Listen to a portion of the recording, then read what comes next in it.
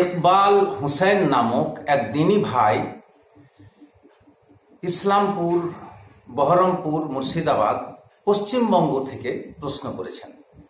তিনি জানতে চেয়েছেন যে জানাজার সলাতের পূর্বে ইমাম সাহেব কিছু বিষয় নিয়ে আলোচনা করতে পারবে কি নাকি পারবে না, একটু জানিয়ে উপকৃত করবেন।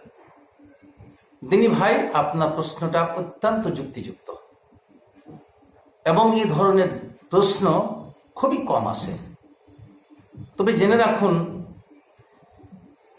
ইমাম সাহেব জানাজার সলাত আদায় করার পূর্ব মুখে কোনো কথা বলতে পারবেন না, কোনো বিষয়ে আলোচনা করতে পারবেন না, কোনো অনুমতি নাই।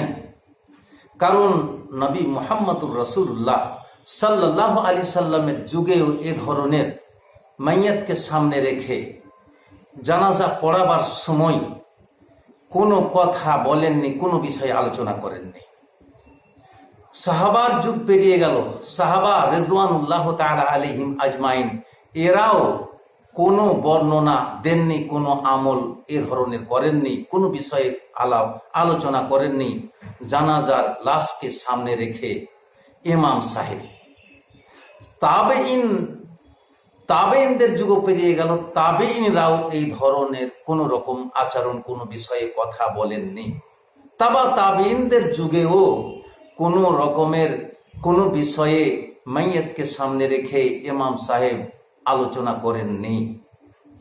এই যুগে কিন্তু বর্তমানে দেখতে পাওয়া যাচ্ছে কোন গ্রামে, কোন আহলে হাদিস গ্রামে কোন আলেম মাইয়াতকে সামনে রেখে ইমাম হিসেবে, সে খতিব হিসেবে খুতবা দিচ্ছেন, যাহা একবারেই নিষেধ, যাহা বিদআত, যাহা নবী থেকে প্রমাণ নাই, সাহাবা থেকে প্রমাণ নাই, তাবেইন থেকে কোনো প্রমাণ নাই, সলফে সালেহিন থেকে কোনো প্রমাণ নাই।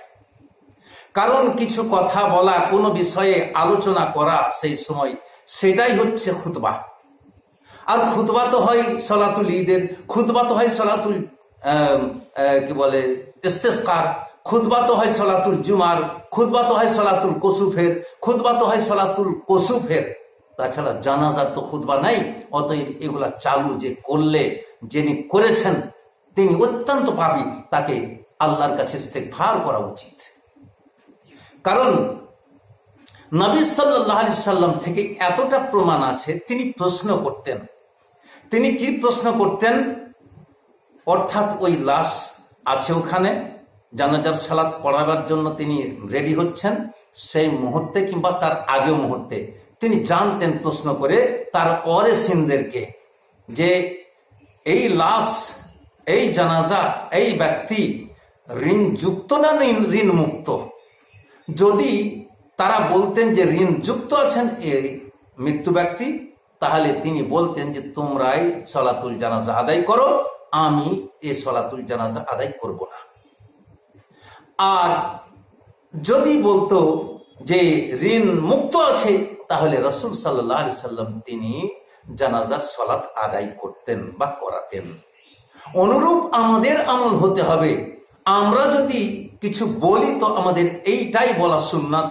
বা রাসূল সাল্লাল্লাহু আলাইহি সাল্লাম যেভাবে প্রশ্ন করেছেন ওয়ারিসিনদেরকে যে ওয়ারিসিন কে কে আছে এখানে নিয়ে আসুন, বলে আব্দুর রহমান, আব্দুল জব্বার, আব্দুল কুদ্দুস আছে, তখন এই ওয়ারিসিনদেরকে সামনে রেখে বলা উচিত যে এই যে লাশ তোমার বাবা বা তোমার নানা বা তোমার দাদা বা তোমার দিদি বা তোমার নানি বা তোমার আম্মা যান, এই ঋণ যুক্ত না ঋণ মুক্ত? যদি এই ঋণ মুক্ত বলেছেন তাহলে তিনি জানাজার সালাত আদায় করিয়ে দিয়েছেন। আমাদেরও নিয়ম এতটাই হওয়া উচিত আছে, এর থেকে আর বেশি কিছু বলার অধিকার নাই। কিন্তু কোন আলেম যদি এইভাবে বলে থাকেন, যেমন বলছেন কুল্লু নাফসিন যায়কাতুল মাউত তুম্মা ইলাইনা তুরজাউন, সূরাতুল আনকাবুত আয়াত নম্বর 57, এইভাবে তারপরে খুতবা শুরু করে দিলেন যে ভাইরা আমার, এই জায়গাতে সবাইকে আসতে হবে, এইগুলা বিদআত ছাড়া কিছু হতে পারে না।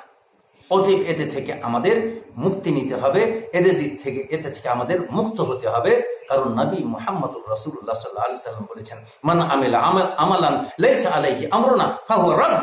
যেই আমল রাসূলের যুগে ছিল না, সাহাবার যুগে ছিল না, তাবিঈর যুগে ছিল না, আল্লাহ তিনি নির্দেশ দেননি, রাসূল তিনি নির্দেশ দেননি, সেটা প্রত্যাখ্যান করতে হবে, তাকে ছড়ে খান করে ফেলতে হবে।